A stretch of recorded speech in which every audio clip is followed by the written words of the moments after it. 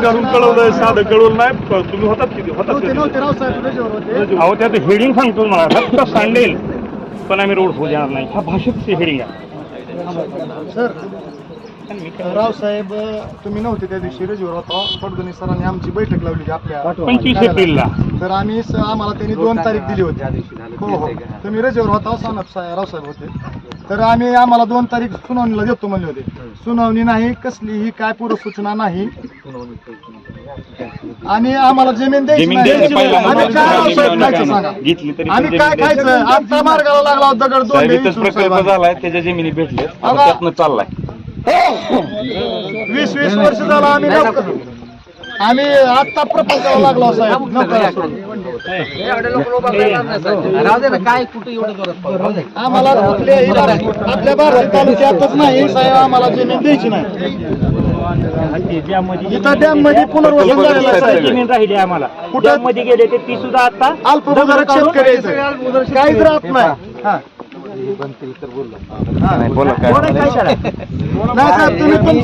नाही विषय नाही, आम्हालाही माहिती आहे. शासनाला भूमिका कळू, पण याचं दुःख काय मी लेणी आमचं 11 गाव गेले. त्यामुळे तुमचं जे दुःख असणार आहे किंवा जी तुमची मागणी आहे ती माझे तर आमचे 11 गाव गेले.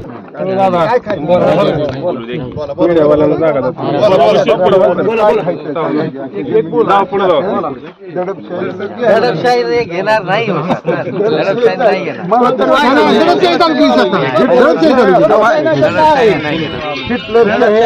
एका पण शेतकरी सहमत नाही. न्यूज वाल्याला पुढे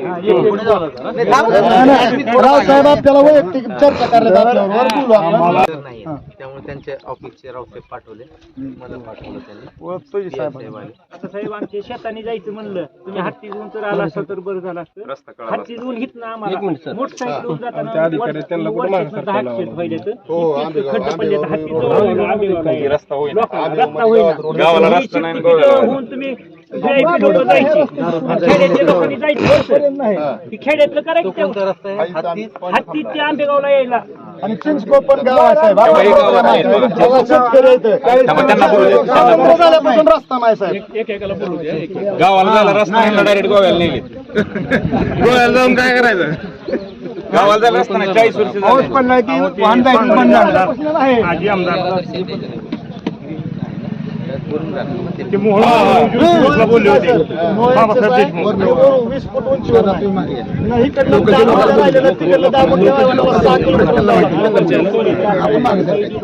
माणूस आजारी पडलं जागेवर मरते माणूस असं रोडची जाताना साहेब ह्या रोडने गेला हत्ती घेऊन जावा तुम्ही. आपले ग्रुप ग्रामपंचायत चिंचकोप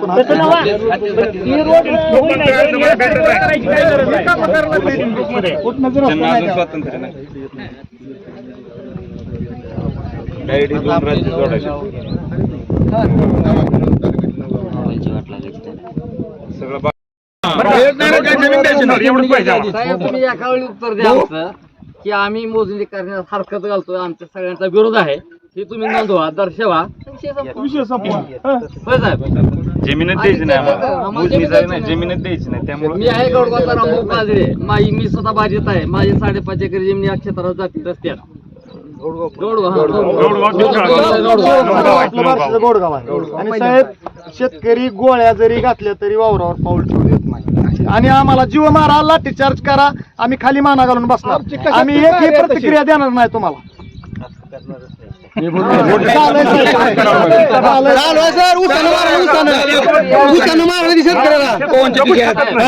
त्या प्रक्रिया तशाच आहेत. जिवंत असून आम्हाला मागतंय. दमदाटी करून आहे सगळं.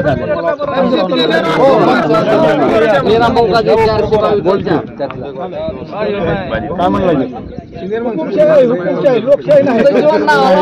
नाव ठेवतंय आपलं शासन, टेंबा वाजवतंय मीडिया पुढं की बलूच लोकांवर अन्याय व्हायला. बलूच पेक्षा मोठा अन्याय आहे शेतकऱ्यावर साहेब. मी बोलू कसं, माझी 27 गुंठ उस्मानातून मी आलोय धाराशिवून. 27 गुंठ जमीन आहे फक्त. 2 पोरं पोट भरायला मुंबईला येते. आम्ही दोघं एकटा माणूस आला धाराशिवून फक्त, एवढा एकमेव. धाराशिवचे एकटा 27 गुंठ जमीन आहे गाव. सगळीच जाते साहेब. त्यांनी कवा पांडुरंगाला जायला रोड मागितला नाही, चालत जाते ते पांडुरंगाला. ही बघा त्यांनी शक्तीपीठच्या नावाखाली गोव्याला नेले. गुलाबी नाव माळा त्यांच्यात मोठी होती. तुम्ही काय वाळवंटात साहेब तुम्हाला इथनं सोडलं पाहिजे की राव साहेब वाळवंटात जायला. त्यांना वाळवंट महत्वाचं नाही, विठ्ठल महत्वाचं नाही, पैसे महत्वाचं.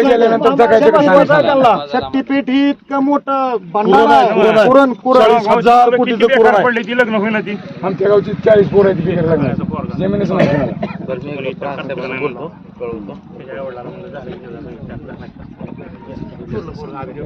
मला म्हणलं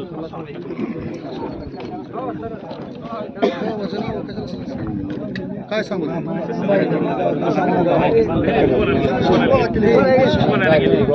नीट घ्या व्यवस्थित इकडून साहेब. सावंत साहेब या इकडून, स्वागत करू तुमचं. या सगळ्यांनी खाली तिथल्यापेक्षा 4 पट आहे आज. आणि पुन्हा मशीन जाग्यावर राहणार नाही. तुम्हाला देतच नाव आम्ही. सावंत भाऊ, मशीन आता ही शेवटवर मशीन तुम्ही नावं घेऊन येऊ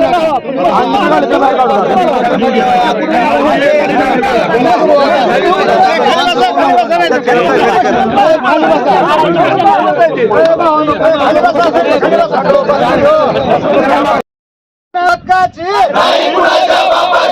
जमीन आमच्या हक्काची.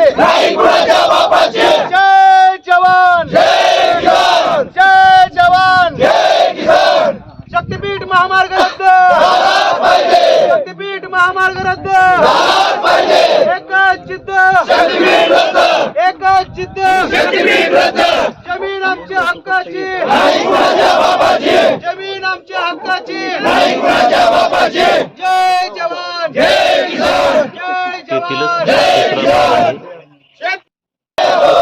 डोंगरामध्ये अप्रतिम या ठिकाणी केलं गेलं आहे.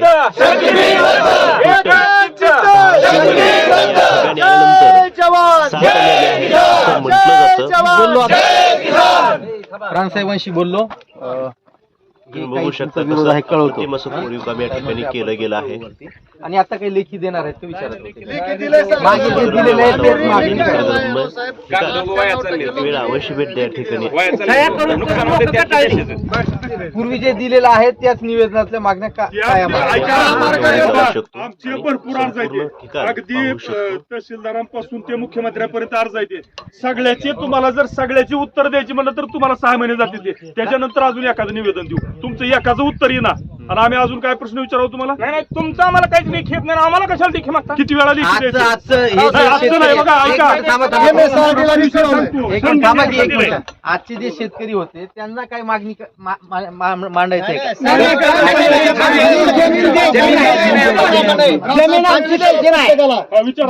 आमचं बी काय नाही. ठीक आहे ना, तुम्ही यापूर्वी जे निवेदन दिलेलं आहे तुमच्या निवेदनातलं मागण्या आहेत असं कळवतो. या ठिकाणी सूचनेचे काही प्रयोग लावले गेले आहेत. आम्हाला जमीन माझी बागायची जमीन आहे. आता सध्या गेला तर तुम्हाला त्यात ऊस आहे. माझी जमीन द्यायची नाही, तेवढं क्षेत्र आहे. क्षेत्र गेलं तर मला फाशी घेऊन मारायची वेळ आहे. कोरीव कामामध्ये भव्य दिव्य असं प्रवेशद्वार केलेलं आहे. करतोय आम्ही. या ठिकाणचे नक्षीकाम तुम्ही पाहू शकता. हे भरपूर एक एक बोला. खाली बसा. ऐकतात साहेब, ऐकतात. बरोबर आहे. आम्ही आता विषय काय होतो, तुम्ही मोजणीला आल्यानंतर आज तुम्ही आरोग्य लगेच तुम्ही PI साहेब आणलो. बरोबर आहे. आम्ही पण काय केलं, DYSP साहेबांना महागाचा अर्ज दिलाय. आमचा शेतकरी ह्या महामार्गाला विरोध आहे. लेण्या याच्यासाठी आम्हाला म्हटल्यानंतर अप्रतिम असं काम त्यांचं कोरीव केलेलं असतं. संरक्षण पाहिजे. बरोबर आहे? नाही 100% पाहिजे.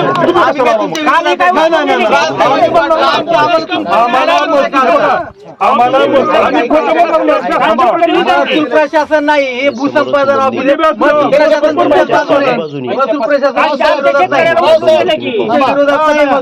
रावसाहेब आमचं सुरक्षा कोणाची आहे का? आम्ही आहे मग आमचं का सुरक्षा मानतो ना. आता तुमचा जो विरोध आहे ते सांगणार आम्ही भारताचा नागरिक आहोत नाही भाऊ साहेब. कारण आता तुमचा जो विरोध आहे असं निसर्गरम्य असतं करायला की जाणारच आहे ना. नाही, नाही, आम्हाला काय मान स्वातंत्र्य हक्क आहे पोलीस का? अधिकारी त्या दिवशी आम्ही नाही तेच टाकलंय मी दाखवतो.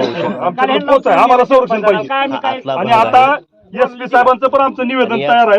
फक्त आतमध्ये ह्याच्यामुळे राहिलंय, आम्ही त्यांना पण भव्य अशी देतो. गौतम त्या बुद्धाची मूर्ती पट्टीचं या ठिकाणी SP आहे. साहेबांना निवेदन आम्ही द्यायला समोर पाहिजे. जे आम्हाला गेट संरक्षण हे बघा, दिसत तुम्हाला आहे, विचारतो आम्ही त्या आम्ही ठिकाणी तुम्हाला सांगतो गौतम आम्हाला बुद्धाची संरक्षण आमच्या भव्य शेतात अशी ह्याला येऊ मूर्ती देत नाही. आहे. काय ह्यांची जमात आहे?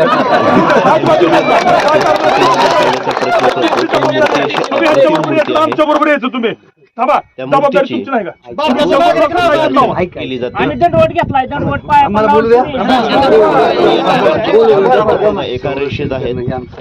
कुठलाही खांब माग पुढे नाहीये आणि अप्रतिम असं कोरीव काम धाराशिवमध्ये सुद्धा आहे, तुम्ही पाहू शकता.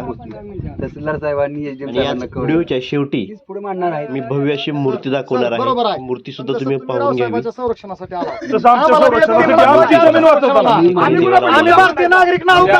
आम्ही देशात नाही करत साहेब. अजून एक अर्ज करू. तुम्हाला पण द्या.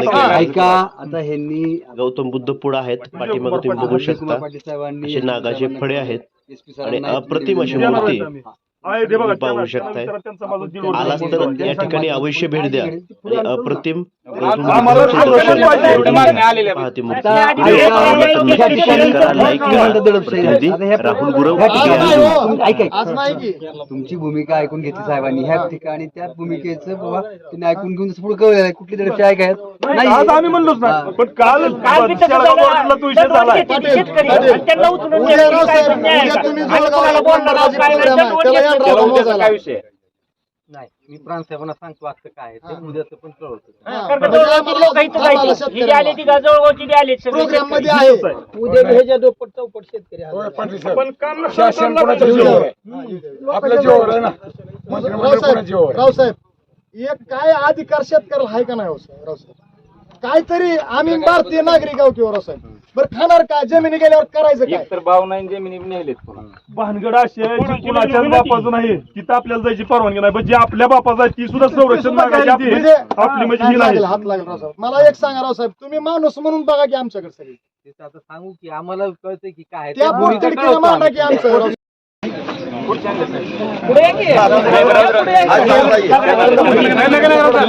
गाडी काढा ही माग, ही गाडी काढा माग. खाली बसा सर, खाली बसा. शेतकरी एकजुटीच, शेतकरी एकजुटीच. शक्तीपीठ महामार्ग शक्तीपीठ महामार्ग एकाच गट्टी शेतकरी संघटनेचा जमीन आमच्या हक्काची, जमीन आमच्या हक्काची. एकच जिद्द, एकच जिद्द. खाली बसा की शेतकरी या तेवढंच गेला समाधान. शूटिंग लोकांची सगळी जमिनी पाण्याखाली गेल्या डॅम मध्ये. त्या 3 गावच्या जमिनी आता कुठं 2-2 एकर जमिनी राहिलेल्या. ह्याच्यापेक्षा मोठी दगड शेतांनी काढून रानं तळ्याची भरून आता शेतकऱ्या गाया चालू झालंय. तिघी जमिनी चालू. 2 मिनिटे हो. आधी काय करा, अहो एका ट्रॅक्टर मध्ये एक दगड बसतं, एवढी मोठी दगड माझ्या नावाची काढली.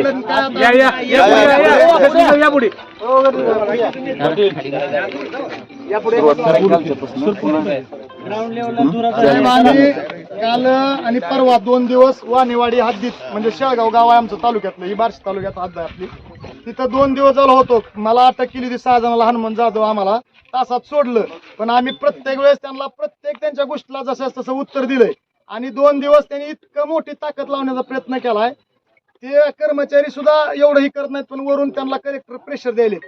कलेक्टरची खास नेमणूक आदरणीय मुख्यमंत्र्यांनी केली आहे आमच्या जीवासाठी. त्यांनी काय नाव आहे कलेक्टरांचं? कलेक्टरचं नाव कीर्तिकुमार पुजारी. कीर्तिकुमार पुजारी. आणि सोलापूरचे कुमार आशीर्वाद निवेदन सुद्धा घ्यायला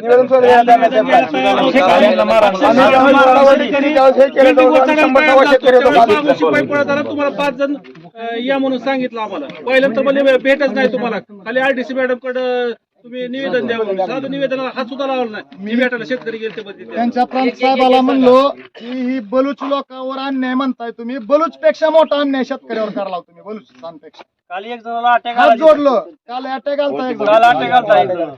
शेतकरी दंडवट घेतोय बाबा आम्हाला बुटासहित पाय धरले अटक अगोदर. करायला ती. मग मात्र जसंच तसं उत्तर द्यायचा प्रयत्न केला आपण त्यांना. आणि इथं मात्र सन्मानानं माघारी गेली त्यांना सांगितल्यावर इथली संख्या एक तर प्रांत साहेब आलेच तुम्ही यायला नाहीत संख्या म्हणलं थांबा बघून. तर थांबली नाही तिथे. आता तुम्ही यायला म्हणलं की भेटले म्हणून. तुम्ही यायला म्हणलं थांबले नाहीत. थांबले नाहीत. आम्ही म्हणलं साहेब यायला लागले तुम्ही 10 मिनिटं थांबा. तर सगळी पोलीस फोर्स एवढी मोठी होती सगळीच गेले. अगोदर ओमबाशी साहेब होते, त्यांनी शेतकऱ्याची बाजू घेतली होती धाराशिवला सर आपल्या. तर त्यांना उचलून सोलापूर आयुक्त म्हणून टाकले आणि त्यांच्या मर्जीतला माणूस आणलाय. प्रांत साहेब आणि तहसीलदार रावसाहेब आणि PI हे 3 जण वारंवार सांगत होते की शेतकरी आत्महत्या करायला लागलाय. नाही तुम्ही प्रयत्नच करा. 5 वाजेपर्यंत त्यांचा धडपाच इतक्यापर्यंत 8 तास आहे कलेक्टरचा चालू. काल शेताला सगळं जाऊ देत नव्हते. आणि शेतकऱ्यांनी तयारी केली. आम्हाला दिवसभर तामलवाडी पोलीस स्टेशनला बसवून टाकलं होतं. आम्ही शेतकऱ्याच्या मदतीला गेलो. आम्हाला म्हणले तुम्ही सोलापूर जिल्ह्यातून. हे म्हणलं लोकशाहीत शेतकऱ्यांनी एकी करायची नाही का. तिथं आली की त्यांचा पवित्र असतं गट कुणाचा आहे, शेतकरी कोणता आहे. त्यांना काय म्हणायचं, तुम्ही कुठल्या जिल्ह्यातले, हा तुम्ही इथं कशाला आलाय? मग होय ना.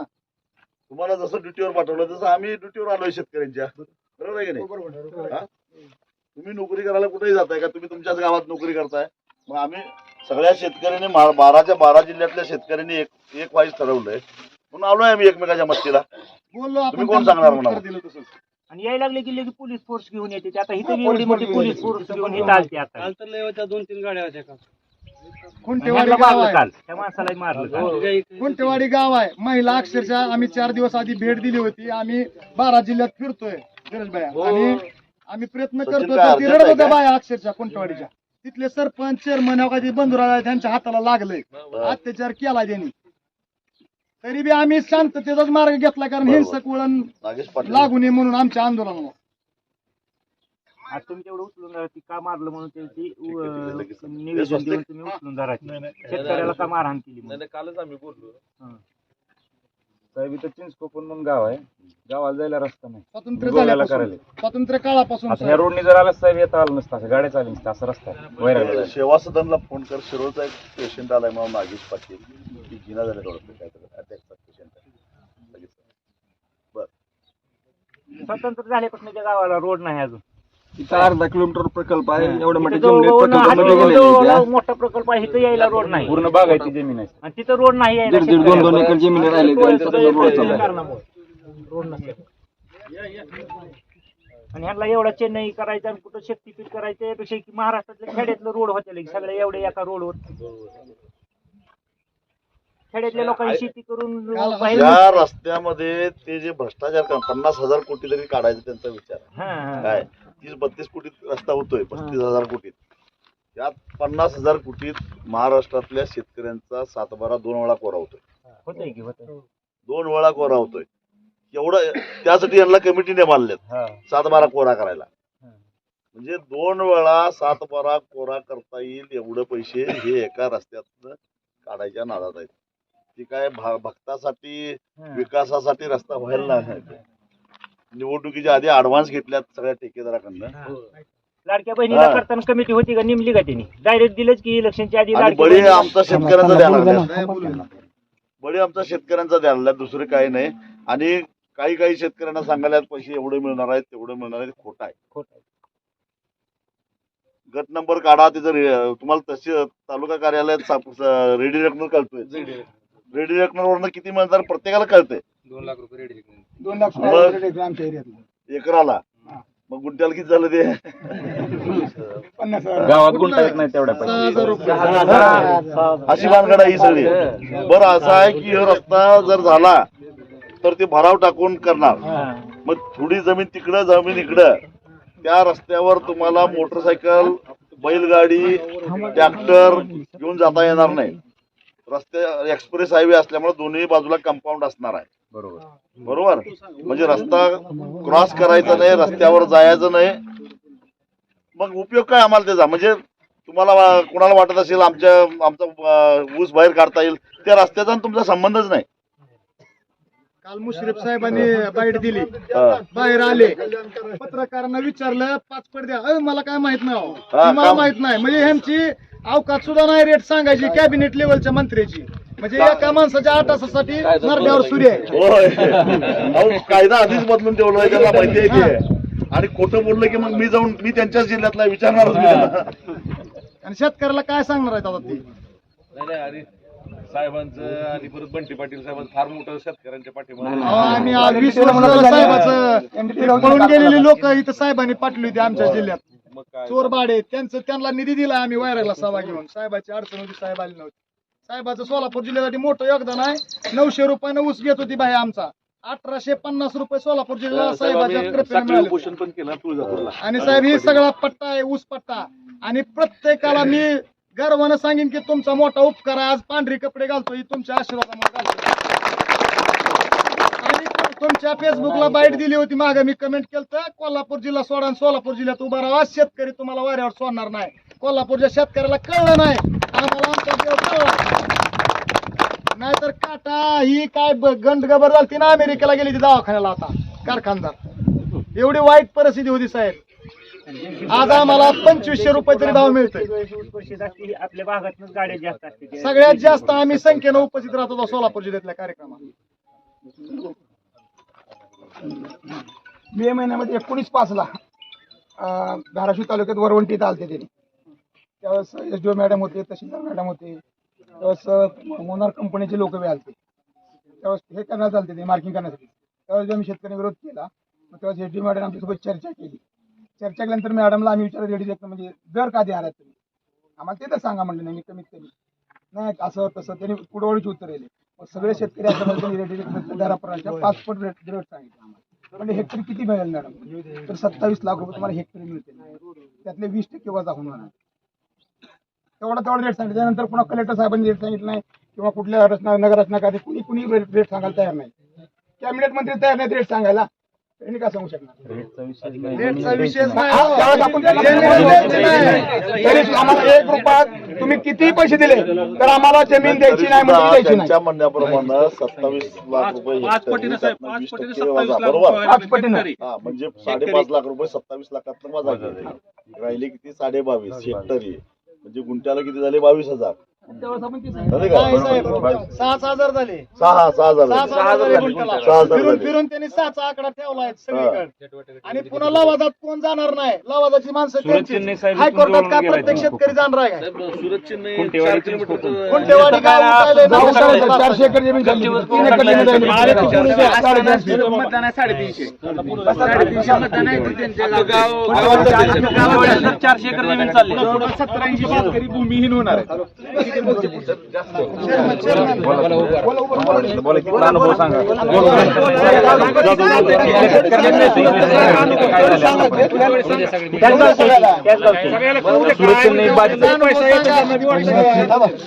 सुरत चेन्नईच्या वेळेस बी असं चालते. सगळे अधिकारी कुंटेवाडी गाव प्रांत अधिकारी सगळे चालते. त्यावेळेस त्यांनी असं शेतकऱ्याला गोड बोलले की नुसता सर्वे होऊ द्या. सर्वे झाल्यावर तुमचा शेत किती गेले, झाडं किती गेले, सगळ्याचा हिशोब लावून मग तुम्हाला सगळं रेट बीट सांगू म्हणले. मग त्यात काय झालं, सगळे पोलीस अधिकारी आले, सगळे त्या शेतकरी थोडे बेले. त्यावेळेस ती भूल झाली त्या शेतकरीच्या पोलिसांना, त्या अधिकाऱ्यांना. त्यामुळे ते मोजणी होऊन गेली. एकदा मोजणी होऊन झाली की परत ते म्हणले आता तुमचा विषय संपला, तुम्ही कोर्टात जावा, आता आमच्यापाशी काय राहिलं. ते तसे झाले. त्यामुळे आता शेतकरी सगळे साने झाले त्या शक्तीपीठाला. त्यामुळे 2 दिवस झाला आम्ही तिथं वाणेवाडीमध्ये 2 दिवस झाला लढताव आम्ही. काल तर आमच्यावर लाठीचार्ज झाली, इथं हाताला मला लाठी लागली. 1 जण पेशंट आजारी पडला, 4 ते 5 जण जखमी झाले. त्यामुळे इथल्याही शेतकऱ्यांनी सगळ्यांनी कुठल्याही पोलिसाला भिवू नका. कोण काही करू शकत नाही.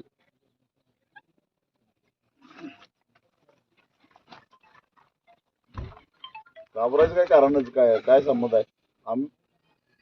घटनेनं प्रत्येक नागरिकाला स्वतःच्या मालमत्तेचं रक्षण करायचा अधिकार दिला की नाही? मग आम्ही आमच्या जमिनीचं रक्षण करायला लागलोय. आम्हाला द्यायचीच नाहीत तर तुम्ही हे करताय का? हा, आणि 2013चा कायदा काय सांगतोय की जोपर्यंत 80% शेतकऱ्यांची संमती मिळत नाही तोपर्यंत अधिग्रहण करता येणार. त्यांनी दुरुस्ती केली त्याच्यामध्ये आणि त्याला 1956चा कायदा लावला आणि मग त्यात सक्तीचं भूसंपादन आलं. म्हणजे जो कायदा होता तो मोडून तोडून आणि वर काय म्हणायचं चॅनेलवर यांचे लोक आले की असं आहे तसं आहे संमती आहे शेतकरी. मला सांगा की तुम्हाला नोटीस आल्या काय? नाही नोटीस आल्या मग डायरेक्ट कसं काय मोजायला आले?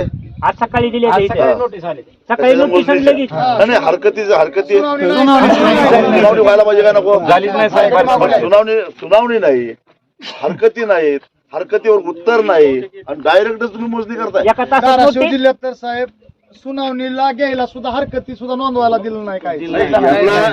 त्यांना लाज वाटली पाहिजे. तो कसा पाकिस्तानात आणला आला शत्रू राष्ट्रातला तरी त्याला कोर्टात उभा केली, त्याला बाजू मांडायला दिली, त्याला वकील दिली आणि मग त्याला शिक्षा दिली. आम्ही कसा पेक्षा वाईट आहे का? हरकत नाही म्हणून सांगितलं आम्ही त्यांना बलुच पेक्षा मोठा अन्याय, बलुचिस्तान पेक्षा मोठा अन्याय व्हायला लागला. अर्ध्या तासात नोटीस देते तीन लगेच अधिकारी मोजा येतोय. सगळं एकदम ऐकून आम्ही सगळं डायरेक्ट सगळं घेऊन आले. आम्ही पोल फिल नाही सगळं म्हणते टाकले सगळं काल. पोल बिल लावून काय त्यांचं ठेवलेलं नाही. साहेब पाठीमागं बघा तुम्हाला काळं रान फक्त दाखवायचं नुसतं बघा नजर मारा. ही सगळी माती भरलेली आहे तळ्यात आणू भरले. दिसतेच किंवा तुमच्या इकडे सरकारचा इकडचा पट्टा आहे सगळीकडे ऊसच आहे सगळा. मग असले रानात चालल्यावर काय करायचं? त्याच्यामध्ये बघा समजा चुकून मोजणी केली असली तरी सुद्धा खुणा उपसून टाकायच्या, दगड बिगड उपसून टाकायची. जमलं तर ड्रोन आला तर एक दोन ड्रोन पाडा दगड मारून गोपनीनं. त्या हे जो सुद्धा खाजगी कुणा जर भाड्याने घेतलेला असतं हो पाडा पाडा मी बघतो सगळं, काय काळजी करू नका तुम्ही.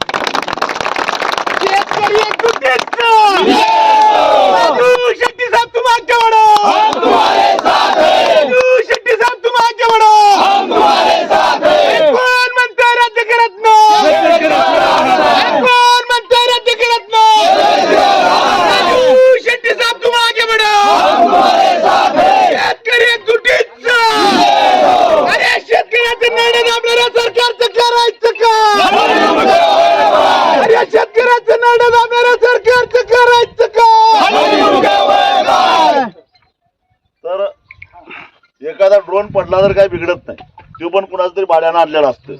त्यालाही कळून दे सरकार काय नुकसान भरपाई देत नाही ते.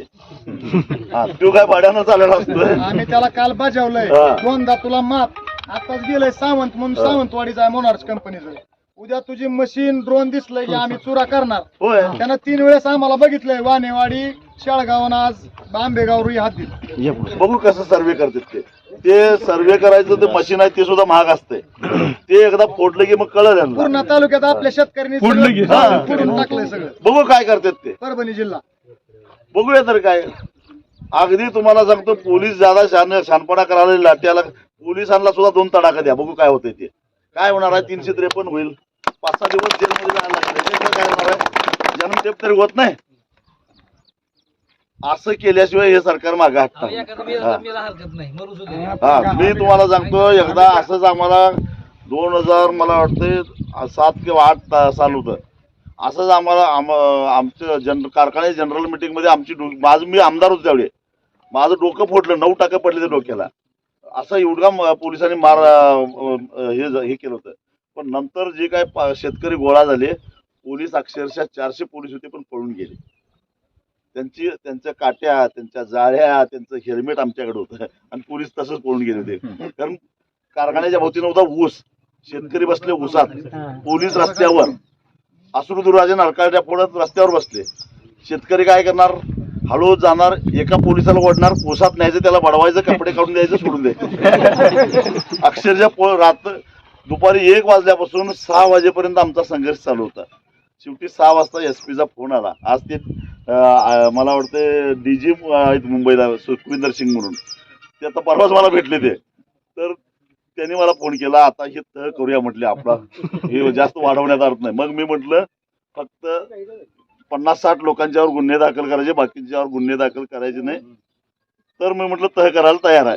मग तसा तह झाला. 50-60 आम्ही सांगेल त्या माणसावर गुन्हे दाखल झाले आणि मग ती आमची लढाई संपली. आणि ते जे लोक होते ते 10-12 दिवसानंतर परत सुटले जामिनावर. आम्ही त्यांना सोडून आणलं आमच्या मोटरसायकली पोलिसांनी जाळल्या होत्या, दगड घालून मोटरसायकल फोडल्या होत्या. आम्ही लोक वर्गणी काढून त्या सगळ्या मोटरसायकल दुरुस्त केल्या. त्या कार्यकर्त्यांना तोशीस लागून दिलं नाही, प्रत्येकाला नवीन गाडी करून दिली. त्याचबरोबर ते जे आत गेलेले होते ते 20-22 दिवसानंतर जामिनावर सुटले. सुटल्यानंतर डॉल्बी बिल्बी लावून जंगी त्यांची मिरवणूक काढली. हे खरे स्वातंत्र्य.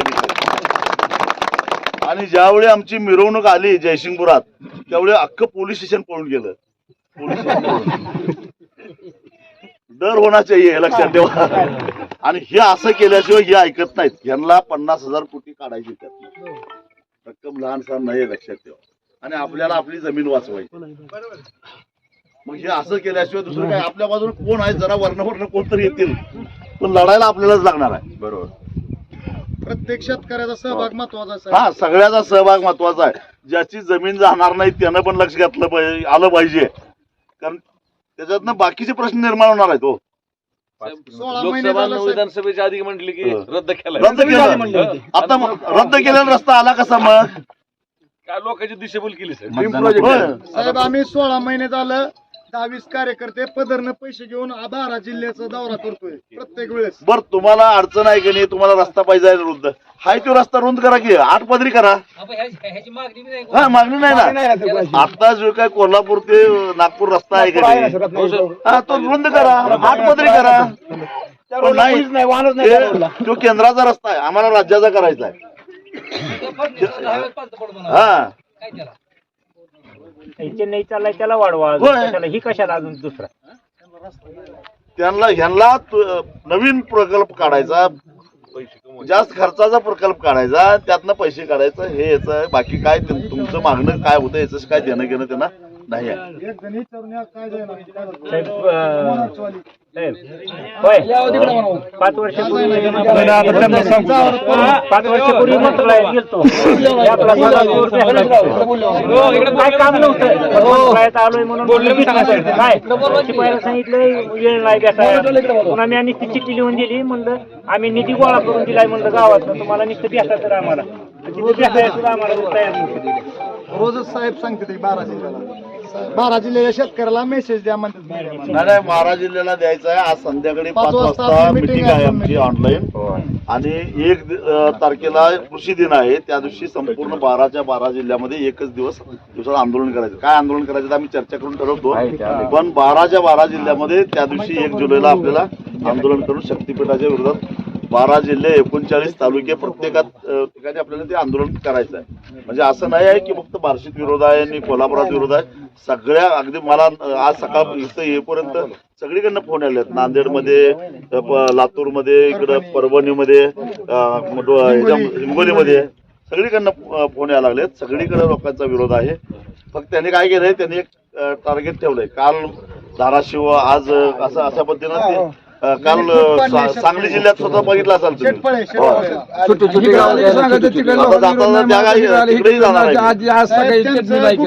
एलसीबीची माणसं आहेत तिकडं चौकशी करी 1-2 तास आधी येऊन वरील रिपोर्ट जातोय.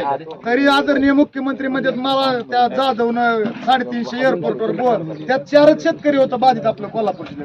आणि इथं प्रत्येक त्याला म्हणलं आयडेंटिटी बघ, 7-12 बघ, गट नंबर. नाही त्यांना आम्ही एवढं सांगितलं की जो म्हणतोय की नाही रस्ता झाला पाहिजे त्यांना आपला गट नंबर सांगावा. हा आम्ही तेच बोलतोय मीडियाला. कळतंय ना मग त्याचा गट नंबर कुठं आहे ते त्या रस्त्यात येणार आहे का बाहेर. आता एखादा ठेकेदार असला, एखादा यांचा काहीतरी लाभधारक असला, यांचा चमचा असला, होऊन दे म्हणणार. याचं काय सिमेंट कंपन्याचा अदानीने विकत घेतले, त्या अदानीचं पुचल घेतले आणि सगळे अल्ट्राटेक अंबुजा काहीच ठेवलं नाही. काय झालं?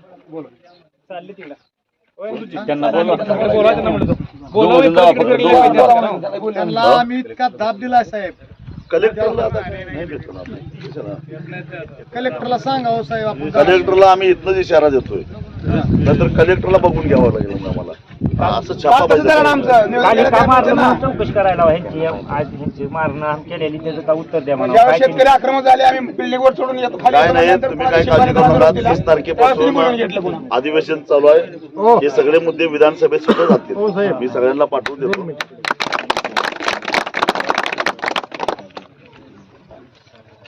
5 मिनिटं बबनराव. त्या अधिकारी ड्रोन वाला ते काय झालं त्याचं? त्याला ये म्हणून साहेबांना भेटून जाणे. गेला? ती मगाशी मी तुम्हाला सांगतो 1-2 ड्रोन पाडल्याशिवाय ही काही नीट व्हायणार नाही. होऊन दे काय बाबतीत. आणि समजा तुमच्यावर नुकसान भरपाई आली तर सगळ्या राज्यातनं वर्गणी काढून त्याची भरपाई करू, काय काळजी करू नका.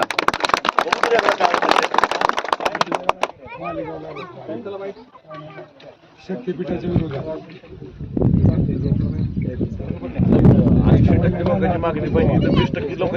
नाहीच नाही आणि एक सगळं लक्षात ठेवा, जो रस्ता झाला पाहिजे म्हणतोय त्याला काहीतरी आलं एवढं लक्षात ठेवायचं.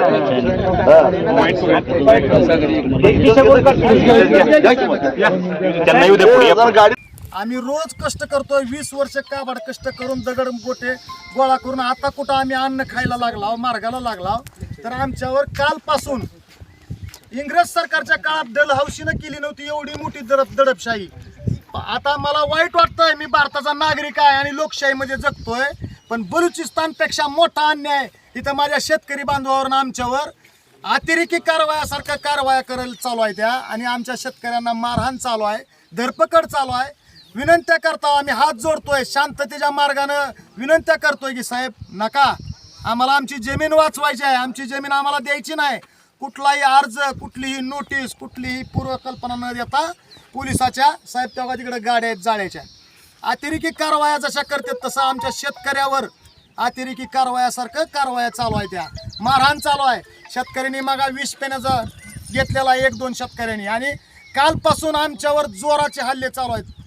आम्ही पाय धरतोय, जमीन देणार आम्ही जमीन देणार नाही. आमच्या जीवात शरीरामध्ये रक्ताचा एक थेंब आहे शेवटचा, तोपर्यंत आम्ही जमीन देणार नाही. आम्हाला ह्यासाठी आमचा प्राण गमावा लागला तर मागे पुढे बघणार नाही.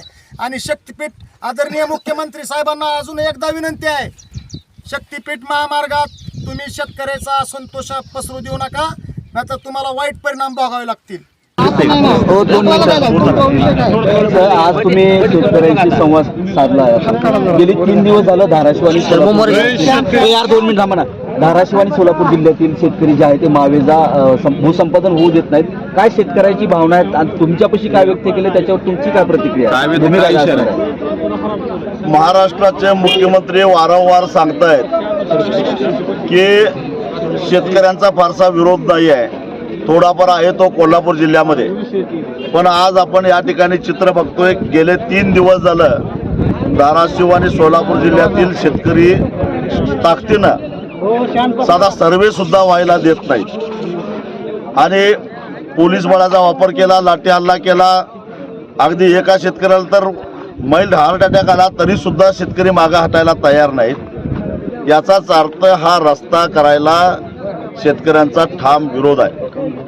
दमन नीती वापर करून अशा पद्धतीनं रस्ता करत असाल तर त्याचा आम्हाला विरोध आहे. काल अनेक चॅनेलवर सरकारच्या वतीनं अनेक तथाकथित सरकारचे समर्थक सांगत होते की सगळ्यांना विश्वासात घेऊ. या ठिकाणी मी शेतकऱ्यांशी संवाद साधला, विचारलं तुम्हाला नोटीस आली होती का, तर नोटीस आली नाही. हरकती नोंदवल्या का, तर हरकती नोंदवण्याच्या संदर्भात आम्हाला कळवलंच नाही. मग सुनावणी नाही, हरकती घेतल्या नाहीत, ज्यांनी हरकती घेतल्या त्यांचं उत्तर दिलेलं नाही, त्यांची सुनावणी झालेली नाही आणि थेट भूसंपादनाचा पहिला टप्पा म्हणून या ठिकाणी सर्वे करायला अधिकारी का आले हा माझा खरा प्रश्न आहे. जरा तरी सरकारला लाज वाटली पाहिजे. कसा पाकिस्तानातनं भारतामध्ये आला, त्यांना हल्ला केला, तरी सुद्धा एक मानवतावादी दृष्टिकोनातून त्या कसाबला कोर्टासमोर उभा केलं, त्याला बिर्याणी खायला घातली, त्याला वकील उपलब्ध करून दिला, त्याची बाजू ऐकून घेतली गेली आणि मग त्याला फासावर चढवलं गेलं. अरे आमचे शेतकरी काय कसाबापेक्षा वाईट आहेत का? त्यांचं म्हणणं तुम्ही ऐकून घेत नाही, त्यांना नोटिसा देत नाही, थेट तुमच्या बाप जातीची मालमत्ता असल्यासारखं त्यांच्या जमिनी ताब्यात घ्यायला येत आहे. लाजा वाटल्या पाहिजेत सरकारला खरं तर. आणि म्हणून रक्त सांडलं तरी चालेल, मुडदे पडले तरी 72, परंतु शक्तीपीठासाठी 1 इंच सुद्धा जमीन देणार नाही हा आमचा निग्रह आहे.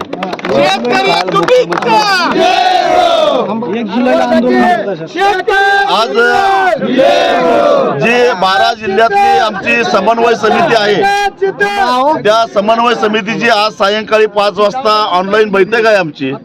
त्या बैठकीमध्ये आम्ही एक निर्णय घेणार आहोत सरकार म्हणतंय की काही जिल्ह्यामध्येच विरोध आहे.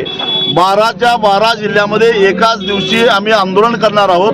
ते आंदोलन कसं करायचं, काय करायचं, आंदोलनाचं स्वरूप काय होईल असेल ते आज सायंकाळच्या बैठकीमध्ये आम्ही ठरवणार आहोत. पण 1 जुलै हा कृषी दिन आहे. या कृषी दिना दिवशी सरकारला लाज वाटली पाहिजे. त्या दिवशी कृषी दिन साजरा करण्याच्या ऐवजी शेतकरी आंदोलन करतो. आपल्या जमीन वाचवण्यासाठी, काळ्या आईच्या रक्षणासाठी आंदोलन करतो. याची जरा तरी सरकारला लाज वाटली पाहिजे. सर, तुम्ही असं म्हणताय, पण काल मुख्यमंत्र्यांना हा प्रश्न विचारला गेला की शक्तीपीठ महामार्गाला विरोध शेतकरी करतात. तर मुख्यमंत्र्यांचं म्हणणं असं आहे की काही ठराविक ठिकाणी विरोध होतो आणि जो विरोध होतोय तो राजकीय विरोध होतो, तो शेतकऱ्यांचा विरोध नाही. राजकारणाचा संबंधच काय काय संबंध येतोय तर राजकारणाचा? हे जे शेतकरी आहेत ते कुठल्या पक्षाचे आहेत?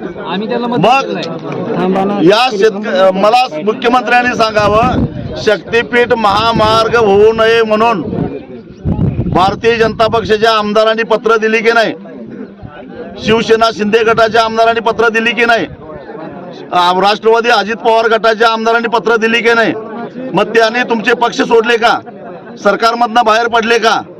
मग याला राजकारणाचा रंग कसा देता?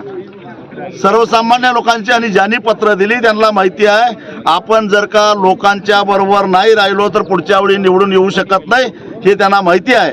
याचाच अर्थ जनमत शक्तीपीठाच्या विरोधामध्ये आहे. एकीकडे राजकीय विरोध ते टिकावते, मात्र दुसरीकडे अजित पवारांच्या अर्थ विभागाने अभिप्राय दिला की पैसे नाही, राज्यावर कर्जाचा डोंगर होऊ शकतो. घरात खायला दाणा नाही आणि सण साजरा करा, अशी या सरकारची अवस्था आहे. आज सरकारची अवस्था अत्यंत बिकट आहे. कुठलाही मुद्दा आज आपण बघतोय, निवडणुकीच्या तोंडावर हजारो कोटी रुपयाची रस्त्याची कामं मंजूर केली, ठेकेदाराने ती कामं केली. ते ठेकेदार आता आपल्या बिलासाठी मंत्रालयामध्ये हेलपाटे घालतायत. तुम्ही जर का आरोग्य विभागामध्ये, जिल्हा परिषदेमध्ये किंवा अन्य शासकीय विभागामध्ये जे कंत्राटी कर्मचारी आहेत, त्या कंत्राटी कर्मचाऱ्यांचे 3-3, 4-4 महिने झालं पगार झालेला नाही. महाराष्ट्रातल्या रोजगार हमी मधनं ज्यांनी विहिरी काढल्या, अरे मजुरांचे पैसे दिले नाहीत तुम्ही. त्याचबरोबर घरकुलाचे पैसे दिलेले नाहीत. ठिबक सिंचनाचं अनुदान ज्या शेतकऱ्यांना मंजूर झालेलं आहे त्यांना गेल्या 5 वर्षापासून त्या अनुदानाचा पैसा मिळालेला नाही. फळबागाचं अनुदान मिळालेलं नाही. अशी सध्या राज्याची आर्थिक स्थिती असताना काल 13,000 कोटीची तरतूद केली म्हणताय. नुसतं कागदावरची तरतूद आहे, ती सुद्धा पैसे मिळणार. म्हणजे हे भूसंपादन समजा झालं तरी सुद्धा शेतकऱ्याला पैसे वेळेवर मिळणार नाही. मिळणार असेल तर मग ठिबक सिंचनाचं का नाही मिळालं, विहिरीचं अनुदान का मिळालं नाही, बाकीचा कर्मचाऱ्यांचा पगार का मिळत नाही, अशी अवस्था राज्याची आहे. एवढंच नव्हे तर ह्या 20,000 कोटी रुपये हे जे काय तरतूद करू पाहतायत, साधारणपणे महाराष्ट्र सरकार बाजारातून जे कर्ज उभा करतं ते 5 ते 5.5% व्याजानं उभा करतं, पण हुडकोकडून ते 8.85% व्याजानं कर्ज उभा करतायत. आणि राज्याची आता कर्ज काढायची क्षमता संपली. मुख्यमंत्री देवेंद्र फडणवीस यांनी 20 वर्षापूर्वी एक पुस्तक लिहिलेलं होतं, अर्थसंकल्प कसा वाचावा. अतिशय अभ्यासपूर्ण असं त्यांनी पुस्तक लिहिलेलं होतं. अनेक आमदारांनी त्या पुस्तकाचं पारायण करून महाराष्ट्राचं अर्थशास्त्र समजून घेतलं. माझी देवेंद्रजींना विनंती आहे, तुम्हीच लिहिलेलं पुस्तक पुन्हा एकदा वाचा आणि राज्याचा अर्थसंकल्प कसा मांडावा आणि राज्याचा आर्थिक गाडा कसा चालवला याचा जरा अभ्यास करा. राज्य सरकारनं कृत्रिम बुद्धिमत्ता धोरण आणलंय, 500 कोटीची तरतूद केली 2025 ते 29. आपलं काय मत आहे? राज्य सरकारमध्ये असणारे जे साखर सम्राट आहेत ते सोयीनं तंत्रज्ञान वापरण्याचं समर्थन करतायत. विशेषतः मी पवार काका पुतण्यांना दोष देईन, त्यासाठी राज्य सरकारच्या मागं लागून त्यांनी 500 कोटीची तरतूद केली. या तंत्रज्ञानाच्या माध्यमातून उत्पादन वाढतं का तर वाढतं, तंत्रज्ञानाला आमचा विरोध नाही, पण त्याच AI तंत्रज्ञानाच्या माध्यमातून साखर कारखाने जे काटामारी करतात त्याच्यावर नियंत्रण आणणं शक्य आहे. त्याच AI टेक्नॉलॉजीच्या माध्यमातून शेतकऱ्याचा ऊस 13% रिकव्हरीचा असताना सुद्धा 11% रिकव्हरीचा दाखवून त्याचा जो काय दर मारला जातो ते थांबवणं शक्य आहे. हे तंत्रज्ञान शेतकऱ्यांच्या बाबतीत का वापरलं जात नाही, हे याचं उत्तर पवार काका पुतण्यांनीही द्यावं आणि सरकारनेही द्यावं. तुम्ही पवार काका पुतण्याचं नाव घेताय म्हणजे आणखीन मोठ्या पवारांचं राज्य सरकार ऐकतं. सध्या दोघंही मिळून या गोष्टीचं समर्थन करतात आणि AI टेक्नॉलॉजी उसात आली पाहिजे यासाठी दोघंही मिटिंगा घेत आहेत. दोघांनाही माझी विनंती आहे, काटामारी आणि रिकव्हरी चोरीच्या थांबवण्यासाठी सुद्धा AI टेक्नॉलॉजी साखर उद्योगामध्ये आली पाहिजे, यासाठी दोघांनी मिळून एक मिटिंग घेतली पाहिजे. शेवटचा प्रश्न शेट्टी साहेब, मुख्यमंत्री एकनाथ शिंदे असताना हा महामार्ग रद्द करण्यात आला होता, तसा त्यांनी आदेशही काढला होता. मात्र देवेंद्र फडणवीस परत आले, त्यांनी कॅबिनेटमध्ये हा निर्णय घेतला. कुठेतरी अंतर्गत सरकारची कलह किंवा गटबाजी किंवा रस्सीखेच दिसत नाही या माध्यमातून. एक तर निवडणुकीमध्ये शेतकऱ्यांना घाबरून हा आदेश दिलेला असला पाहिजे आणि तो कागदावर होता का नाही संशोधनाचा विषय आहे आणि निवडणूक संपताक्षणी सरकारनं आपलं खरं रूप दाखवलेलं आहे. अथवा देवेंद्र फडणवीसना हे दाखवायचं आहे की राज्याचा बॉस हे एकनाथ शिंदे नसून मी आहे आणि म्हणून एकनाथ शिंदेनी ज्या रस्त्याला स्थगिती दिली होती तो रस्ता झालाच पाहिजे म्हणून जिल्हाधिकाऱ्यांच्यावर प्रेशर आणून, कारण मला माहिती मिळाली पोलीस म्हणतायत कलेक्टर दडपण आणतायत आणि कलेक्टर म्हणतायत की मला मंत्रालयातनं सातत्यानं फोन यायला लागलेला आहे, मला हे काम केलंच पाहिजे. म्हणजे प्रशासनाला हाताशी धरून एखाद्या फाळकूड दानादाना ज्या पद्धतीनं गुंडागर्दी करावं त्या पद्धतीनं गुंडागर्दी करून खाकी वर्दीतल्या गुंडांच्या माध्यमातून जर का शेतकऱ्यांच्या जमीन घेण्याचा प्रयत्न करत असाल तर एक लक्षात ठेवा, सरकारनं ज्या गावच्या बोरी आहेत त्याच गावच्या बाबळ्या आहेत आणि बाबळीला धारदार काटे आहेत हे विसरू नका, बोचल्याशिवाय सोडणार नाही. म्हणजे दाखवण्याचा प्रयत्न करतात फडणवीस 100% आणि आम्ही सोडणार नाही. त्यामुळं तुम्ही काही करा, हा शक्तीपीठ रद्द झाल्याशिवाय आम्ही स्वस्थ बसणार नाही. साहेब शेवटचा प्रश्न विचारतो मला, आता काही शेतकऱ्यांना का नाही नोटीस दिल्या तर काही दिलेलं नाही, तरी पण दुरंदा का नाही शूटिंग चालू आहे. शेतकऱ्यांना आताच मी सांगितलेलं आहे, पाखरं राखायची सवय तुम्हाला आहे अजून मोडलेली नाही आहे आणि त्यामुळे पाखरं राखायला प्रत्येकाकडे गोपणी आहेत, त्या गोपणी घेऊन तयार राहा. एक 2-4 ड्रोन पाडल्याशिवाय काही फक्त पाकिस्तानचेच ड्रोन पाडता येत नाही. आमचे शेतकरी इतके तयारीचे आहेत की या सरकारचे ड्रोन सुद्धा गोपनीच्या माध्यमातून पाडतील आणि मग सरकारला कळेल शेतकऱ्यांचा राग काय असतो ते. आणि अडवणूक करायला गेलो काही शेतकऱ्याला पोलिसांनी मारलेलं, पण त्यावर काय म्हणता येईल? आता मला पोलिसांना सुद्धा सांगायचं आहे, आजपर्यंत आम्ही खाकी वर्दीचा आब राखला, खाकी वर्दीचा मान राखला, पण तुम्ही जर आगळीक कराल तर पोलिसांना सुद्धा जशास तसं उत्तर देऊ. काय करायचं ते करा. सरकार विजेचे दर 26% कमी करण्याचा विचार करते काय? प्रत्यक्षामध्ये ती बिलं आल्याशिवाय आमचा विश्वास बसणार नाही, कारण माझी माहिती अशी आहे की विजेचं बिल कमी करायचं म्हणायचं आणि रात्रीच्या विजेचा दर कमी केल्यासारखं दाखवायचं आणि दिवसा वाढवायचं असं करून, कारण हे सरकार हे फसवण्यामध्ये प्रसिद्ध आहे. त्यामुळं जोपर्यंत त्याचं दरपत्रक येत नाही तोपर्यंत मी तरी त्याच्यावर विश्वास ठेवणार नाही. ओके, ठीक आहे, थँक्यू. शेतकरी आता आंदोलन करणार, गुन्हा दाखल होणार, किती गुन्हे दाखल होऊन देत काय फरक पडत नाही. शेतकरी